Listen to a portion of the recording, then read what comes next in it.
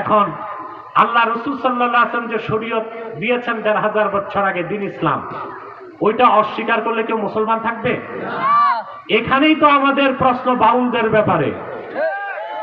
এই ভণ্ড বাউল নামের ফাউলরা মারেফত মানে, শরীয়ত মানে না, খোদার কসম তারা কাফের। শরীয়ত অস্বীকারী মুসলমান না কাফের? শরীয়ত বাদ দিয়ে আবার কিসের মারেফত আছে? শরীয়ত বাদ দিয়ে মারেফত আছে? শরীয়ত বাদ দিয়ে মারেফত নাই, মাইরের পথ আছে। তাওহীদি জনতা একটু দিছে না, বাধ্য হইছে। বাউলদের পক্ষ নিচে ফরহাদ মজহার ফাউল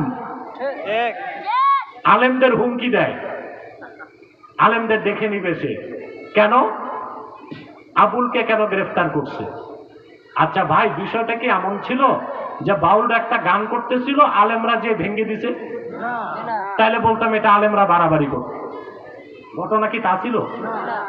ওই কুখ্যাত বাউল নামের ফাউল পালা গান গাইতে যে আমার আল্লাহর শানে চরম পর্যায়ের বেয়াদবি করেছে। শরীয়ত মোতাবেক তার শাস্তি হচ্ছে মৃত্যুদণ্ড। সরকার কি মৃত্যুদণ্ড দিছে? মোটে গ্রেফতার করছে। এতে ফরহাদ খেপলো কেন? তাহলে কি তুমি বলতে চাও ফরহাদ মজহার যে আল্লাহর শানে কেউ বেয়াদবি করবে, রাসূলুল্লাহর শানে বেয়াদবি করবে, কোরআনের বিরুদ্ধে কথা বলবে, ইসলামের বিরুদ্ধে কথা বলবে, মৃত্যুদণ্ড দেওয়া যাবে না, গ্রেফতারও করা যাবে না, এটাই কি তুমি চাও? তোমার মতো বুদ্ধিজীবীর জুতা দিয়ে পেটানো দরকার। আমারে হুমকি দেয়, সরকারকে বলে আমাকে অ্যারেস্ট করতে। ফরহাদ খালেদ মহিউদ্দিনের সাথে টকশোটা দেখছিলেন? তার আমাকে নিয়ে আজে বাজে মন্তব্য করছে, বলে আমি নাকি আলেম না। গাঁজা খোরে কয় আমি আলেম না। ফরহাদ শুধু গাঁজা খায় নাই, মেয়াদ উত্তীর্ণ গাঁজা খাইছে কয়েক সের। এই জন্য সে বলছে আমি আলেম না। মেনে নিলাম আমি আলেম না, কিন্তু আমি রাসূলুল্লাহর উম্মত, মুসলিম। তুমি হতভাগা তো মুসলমানও হইতে পারো নাই। ও নিচে লালনের ধর্ম, এই ধর্ম যারা বিশ্বাস করে তারা শরীয়তকে বিশ্বাস করে না। রাসূলুল্লাহর শরীয়ত অস্বীকারী মুসলমান না কাফের। আল্লাহ বলে দিয়েছেন, মা আতাকুমুর রাসূলু ফাখুযুহু ওয়া মা নাহাকুম আনহু ফান্তাহু। আমার রাসূল তোমাদেরকে যা দিয়েছেন তা গ্রহণ করো, যা নিষেধ করেছেন তা বর্জন করো, এটাই তো শরীয়ত। সুবহানাল্লাহ বলবেন। এই শরীয়ত বাদ দিয়া মারেফত আছে? হইতে পারে? ইমামে সোহরাওয়ার্দী লেখেন, আশ-শরীআতু কাল্লাবানি ওয়াল মারিফাতু কায-যুবদা। শরীয়ত হচ্ছে দুধের মতন, মারিফত হচ্ছে ওই দুধের মাখনের মতন।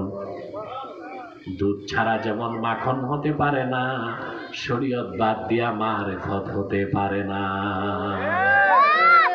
আমি দুইটা বুঝাই দিই, শরীয়ত আর মারিফত। কথা বলেন।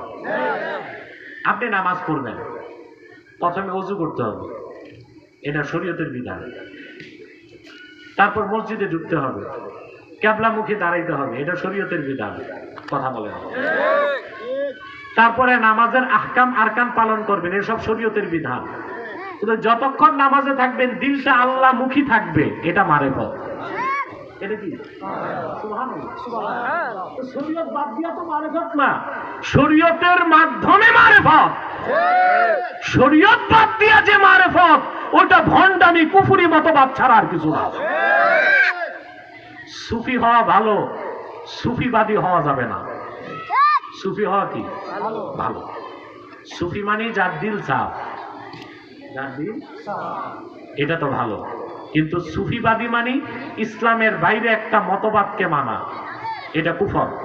এটা কি? ইসলামের বাইরে কোন মতবাদকে মুসলমান গ্রহণ করতে পারে না। তাহলে বাউলদের সাথে মুসলমানদের দ্বন্দ্বটা কোথায় তা বুঝলেন ভাইরা? আল্লাহর নির্দেশ, ইয়া আইয়ুহাল্লাযীনা আমানুত্তাকুল্লাহা হাক্কা তুকাতিহি ওয়া লা তামুতুন্না ইল্লা ওয়া আনতুম মুসলিমুন। হে ঈমানদারগণ, তোমরা আল্লাহকে যথাযথ ভয় করো আর পরিপূর্ণ মুসলিম না হয়ে মৃত্যুবরণ করো না। ঈমান আনার পর তাকওয়া অর্জন করা ছাড়া পরিপূর্ণ মুসলিম হবার কোনো সুযোগ নাই। আল্লাহ যেন এই কথাগুলো আমাদেরকে বিশ্বাস করার তৌফিক দান করেন। বলুন আল্লাহুম্মা আমিন।